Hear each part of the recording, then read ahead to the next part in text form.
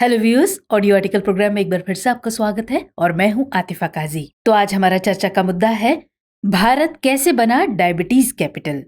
ये article down to earth में प्रकाशित खबर India's diabetes epidemic just got more grim, Lancet report reveals why के सारांश पर आधारित है।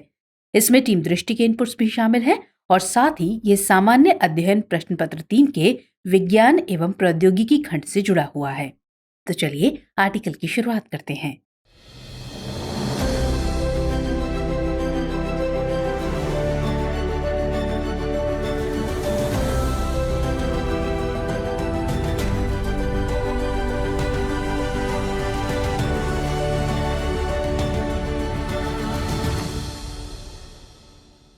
किसी राष्ट्र के समावेशी विकास के लिए आवश्यक है कि वहां की जनसंख्या का शिक्षा एवं स्वास्थ्य के स्तर पर प्रदर्शन बेहतर हो। चूंकि जनसंख्या के एक बड़े हिस्से का अस्वस्थ होना अर्थव्यवस्था को नकारात्मक रूप से प्रभावित करता है, लिहाजा ज्यादातर देशों की सरकारें कोशिश करती हैं कि उनके नागरिकों को बेहतर स्वास्थ्य सुविधाएं मिले। लेकिन इस मामले में भारत को देखें तो स्थिति तुलनात्मक रूप से बेहतर नजर नहीं आती है। हाल ही में मेडिकल जर्नल लैंसेट द्वारा एक रिपोर्ट प्रकाशित की गई है।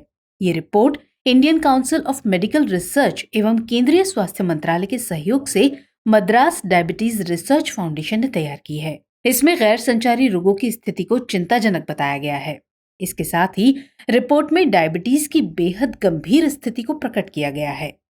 रिपोर्ट के मुताबिक वर्ष 2019 से 2021 तक भारत में तकरीबन 31 मिलियन लोग डायबिटीज से ग्रसित थे, तो वहीं पूरे भारत में डायबिटीज से 11.4% और प्री डायबिटीज से 15.3% लोग अब तक ग्रसित हो चुके हैं।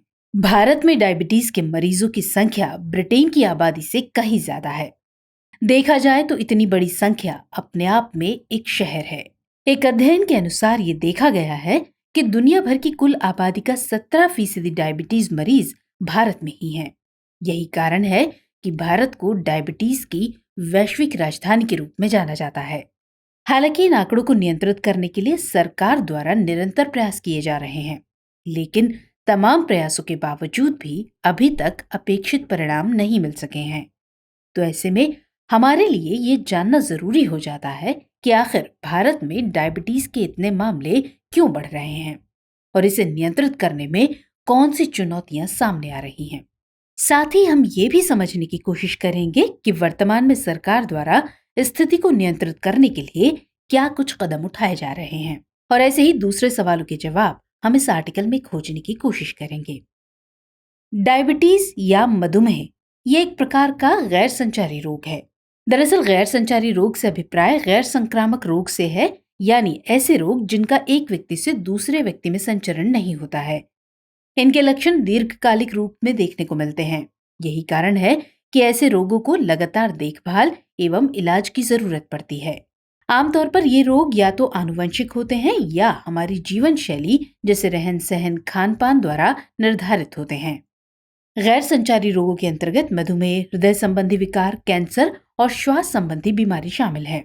जब भी हम भोजन ग्रहण करते हैं तो हमारा शरीर इसे कार्बोहाइड्रेट एवं ग्लूकोज में तोड़ता है। इंसुलिन हार्मोन के माध्यम से ग्लूकोज रक्त वाहिकाओं में प्रवाहित होता है। इंसुलिन के द्वारा ही शरीर में रक्त शर्करा का स्तर सामान्य बना रहता है। जब कभी भी अग्नाशय या पैंक्रियाज हमारे शरीर में पर्याप्त इंसुलिन का उत्पादन नहीं कर पाता है या उत्पादित इंसुलिन का आवश्यकता अनुसार प्रयोग नहीं कर पाता है, तो ऐसी अवस्था को डायबिटीज या मधुमेह कहा जाता है। अगर कोई व्यक्ति डायबिटीज से ग्रसित है तो उसे सामान्य व्यक्ति की अपेक्षा अधिक प्यास लगती है। वो दिन भर थकान महसूस करता है और उसके वजन में भी कमी देखने को मिलती है। साथ ही आंखों की रोशनी में भी कमी होने लगती है और इसके साथ ही किसी प्रकार के घाव को भरने में भी सामान्य व्यक्ति की अपेक्षा अधिक समस्या होती है। डायबिटीज के कारण शरीर में कई अन्य तरह की गंभीर समस्याएं भी देखने को मिलती हैं। विश्व स्वास्थ्य संगठन के अनुसार डायबिटीज के कारण हृदय संबंधी समस्या, स्ट्रोक, गुर्दे की विफलता, अंधेपन जैसी कई अन्य बीमारियां इससे हो जाती हैं। आंकड़ों के अनुसार भारत में कुल मौतों में से लगभग 61% मौत गैर संचारी रोग द्वारा होती है। वहीं डायबिटीज के मुख्य रूप से 3 प्रकार देखने को मिलते हैं। इसमें सबसे पहले टाइप 1 डायबिटीज का नाम आता है। इस प्रकार की डायबिटीज में शरीर में इंसुलिन का बनना बंद हो जाता है और इससे प्रभावित लोगों को निरंतर रूप से इंसुलिन का इंजेक्शन लगवाना पड़ता है। वैसे तो टाइप 1 डायबिटीज किसी भी उम्र के लोगों को प्रभावित कर सकती है, लेकिन 14 से 16 वर्ष तक के बच्चों को यह अधिक प्रभावित करती है। यही कारण है कि इसे किशोर मधुमेह के नाम से भी जाना जाता है। वहीं दूसरी है टाइप 2। ये डायबिटीज का सबसे सामान्य प्रकार है। ये मानव शरीर के इंसुलिन के उपयोग के तरीकों को प्रभावित करती है। इस अवस्था में अग्नाशय में इंसुलिन बनता तो है, लेकिन इनकी मात्रा पर्याप्त नहीं होती है और साथ ही कोशिकाएं शरीर में इंसुलिन का सुचारू रूप से प्रसार भी नहीं कर पाती हैं। टाइप 2 डायबिटीज विशेष रूप से बढ़ती उम्र के लोगों में होती है। इसका खतरा उन लोगों में अधिक है जिनके परिवार में पहले से ही कोई व्यक्ति डायबिटीज से ग्रसित हो या जिनका वजन अधिक होता है, जबकि गर्भावस्था के दौरान होने वाली डायबिटीज तीसरे प्रकार की है। दरअसल गर्भावस्था के दौरान कभी कभी शरीर अग्नाशय में बनने वाले इंसुलिन के प्रति कम संवेदनशील हो जाता है। आमतौर पर बच्चे के जन्म के बाद ये समस्या समाप्त हो जाती है, लेकिन इस स्थिति में जन्मे बच्चों को भविष्य में टाइप 2 डायबिटीज होने का खतरा बना रहता है। असल में डायबिटीज के खतरों को देखते हुए दुनिया भर में तमाम तरह के प्रयास किए जा रहे हैं और यही वजह है कि विश्व में प्रतिवर्ष 14 नवंबर को विश्व मधुमेह दिवस के रूप में मनाया जाता है। इस दिवस को मनाए जाने का एकमात्र मकसद लोगों को मधुमेह के प्रति जागरूक करना है। ऐसे ही भारत में भी इसकी रोकथाम और नियंत्रण के लिए सरकार द्वारा कोशिशें की जा रही हैं। इनके अंतर्गत सरकार द्वारा मधुमेह से ग्रसित लोगों के लिए एम डायबिटीज ऐप लॉन्च किया गया है। इस ऐप के द्वारा मरीज मधुमेह से संबंधित जानकारी प्राप्त करने के लिए विशेषज्ञों से सीधे जुड़ सकते हैं। इसके अलावा नेशनल हेल्थ पोर्टल एक ऐसा पोर्टल है जिसके द्वारा मधुमेह से संबंधित जानकारियां उपलब्ध कराकर लोगों को जागरूक किया जाता है। इसी क्रम में वर्ष 2013 में राष्ट्रीय स्वास्थ्य मिशन की शुरुआत की गई। इस मिशन का उद्देश्य गैर संचारी रोगों के लिए ग्रामीण एवं शहरी स्वास्थ्य प्रणाली को मजबूत बनाना है। इस मिशन के तहत केंद्र सरकार गरीब एवं जरूरतमंद लोगों के लिए इंसुलिन एवं अन्य आवश्यक दवाएं मुफ्त में प्रदान करती है। साथ ही सरकार द्वारा इसके तहत गैर संचारी रोगों के लिए जनसंख्या आधारित जांच की शुरुआत की गई है। इसका उद्देश्य प्रारंभिक अवस्था में इन गैर संचारी रोगों की पहचान करके इनका उपचार करना है तथा इन रोगों के बारे में लोगों में जागरूकता फैलाना है। इसके साथ ही वर्ष 2008 में सरकार द्वारा जन औषधि योजना की शुरुआत की गई। इस योजना का उद्देश्य डायबिटीज से प्रभावित लोगों को इंसुलिन एवं अन्य जेनेरिक दवाएं सस्ती कीमतों पर उपलब्ध कराया जाना है। हालांकि हम सब जानते हैं कि स्वास्थ्य राज्य सूची का विषय है। इसके बावजूद भी भारत में स्वास्थ्य संबंधी जैसे कई मुद्दे हैं जिनमें केंद्र सरकार द्वारा राज्यों एवं केंद्र शासित प्रदेशों को तकनीकी एवं वित्तीय सहायता प्रदान की जाती है। वहीं अगर बात करें वैश्विक स्तर पर किए गए प्रयासों की, तो अप्रैल 2021 में विश्व स्वास्थ्य संगठन के द्वारा ग्लोबल डायबिटीज कॉम्पैक्ट लॉन्च किया गया था। इसका लक्ष्य डायबिटीज के खतरे को कम करना है। इसमें निम्न और मध्यम आय वाले देशों को समर्थन देने पर विशेष ध्यान दिया गया है। इसके साथ ही इसमें यह भी सुनिश्चित किया गया है कि डायबिटीज से पीड़ित जितने भी लोग हैं उन्हें सस्ता उपचार और गुणवत्तापूर्ण देखभाल उपलब्ध कराई जाए। हालांकि इतने प्रयासों के बाद भी सरकार अपेक्षित परिणाम प्राप्त करने में असफल हो रही है। सवाल है कि आखिरकार इसमें कौन सी चुनौतियां सामने आ रही हैं? तो इसमें कोई दो राय नहीं है कि हालिया रिपोर्ट में भारत में डायबिटीज की स्थिति को बेहद गंभीर बताया गया है। मधुमेह का सबसे अधिक प्रसार गोवा में लगभग 26.4% है, जबकि पुदुचेरी एवं केरल में यह प्रसार लगभग 25% है। रिपोर्ट में यह भी कहा गया है कि वर्तमान में ग्रामीण क्षेत्रों में शहरी क्षेत्रों के मुकाबले डायबिटीज से प्रभावित लोगों की संख्या कम है, जबकि आगे आने वाले 5 वर्षों में ग्रामीण क्षेत्रों में डायबिटीज मरीजों की संख्या बढ़ने का अनुमान लगाया जा रहा है।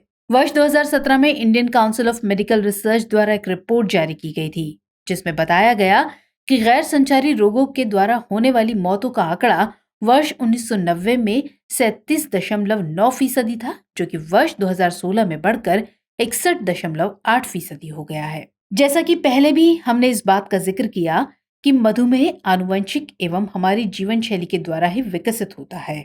इसमें आनुवंशिक कारणों से होने वाले मधुमेह को हम न तो समाप्त कर सकते हैं और न ही इसे होने से रोक सकते हैं, लेकिन कुछ प्रयासों के द्वारा इसे नियंत्रित जरूर किया जा सकता है। वहीं आजकल की भागती दौड़ती दिनचर्या में लोगों द्वारा फास्ट फूड का सेवन अधिक मात्रा में किया जा रहा है। नींद की कमी एवं तनाव भी इस रोग को बढ़ावा देता है। इसके साथ ही लोगों द्वारा अपनी दैनिक दिनचर्या में किसी भी प्रकार के व्यायाम एवं शारीरिक गतिविधियों को शामिल न करना भी विभिन्न प्रकार के रोगों को जन्म देता है। इस प्रकार के रोगों में समय पर चिकित्सक द्वारा परामर्श नहीं लिया जाता है, जिसके कारण समय पर रोग का पता नहीं चल पाता है और कई बार ये रोग जब गंभीर स्थिति में पहुंच जाते हैं तब इनका पता लगता है। देखा जाए तो सरकार द्वारा चलाई गई योजनाएं जैसे इंसुलिन उपलब्ध करवाना, मुफ्त में दवाएं उपलब्ध करवाना जैसे अन्य सुविधाओं का लाभ भी कई बार मरीजों को नहीं मिल पाता है, यानी योजनाओं के क्रियान्वयन में भी समस्या है।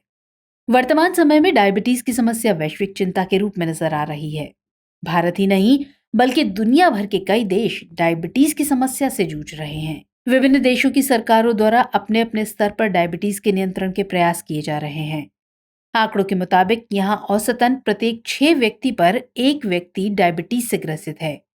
डायबिटीज एटलस के अनुसार वर्ष 2021 में ही कुल 6,47,831 लोगों ने डायबिटीज की वजह से अपनी जान गंवा दी है। ये बात साफ तौर पर जाहिर है कि सिर्फ सरकार द्वारा किए गए प्रयासों से डायबिटीज का निदान संभव नहीं है, बल्कि इसमें डायबिटीज मरीजों द्वारा भी प्रयास किया जाना बहुत जरूरी है। इसका कारण है कि ये रोग हमारी जीवन शैली से बहुत ज्यादा प्रभावित होता है। ऐसे में डायबिटीज मरीजों को अपने स्वास्थ्य पर अत्यधिक ध्यान देने की आवश्यकता होती है, जिनमें मरीज को भोजन में संतुलित खान पान की जरूरत है। इसके साथ ही उन्हें उच्च कार्बोहाइड्रेट वाले खाद्य पदार्थों के सेवन से बचना चाहिए एवं निरंतर रूप से व्यायाम करना चाहिए। ब्रिटिश नेशनल हेल्थ सिस्टम द्वारा जारी रिपोर्ट में बताया गया है कि मधुमेह से ग्रसित रोगियों को एक हफ्ते में लगभग 2.5 घंटे एरोबिक्स एक्सरसाइज करना बेहद जरूरी है। इसके साथ ही सीढ़ियां चढ़ना एवं तेज गति से चलना भी बहुत आवश्यक हो जाता है। तो चलिए अब देखते हैं आज के टॉपिक से रिलेटेड अभ्यास प्रश्न। भारत में मधुमेह के बढ़ते प्रकोप के पीछे क्या कारण है? इस पर नियंत्रण के लिए सरकार के प्रयासों का वर्णन कीजिए। तो व्यूअर्स, आज के एपिसोड में इतना ही। मिलेंगे अगले कार्यक्रम में किसी और खास विषय के साथ। लेकिन हमारा प्रोग्राम आपको कैसा लगा कमेंट सेक्शन में जरूर बताइएगा। जय हिंद।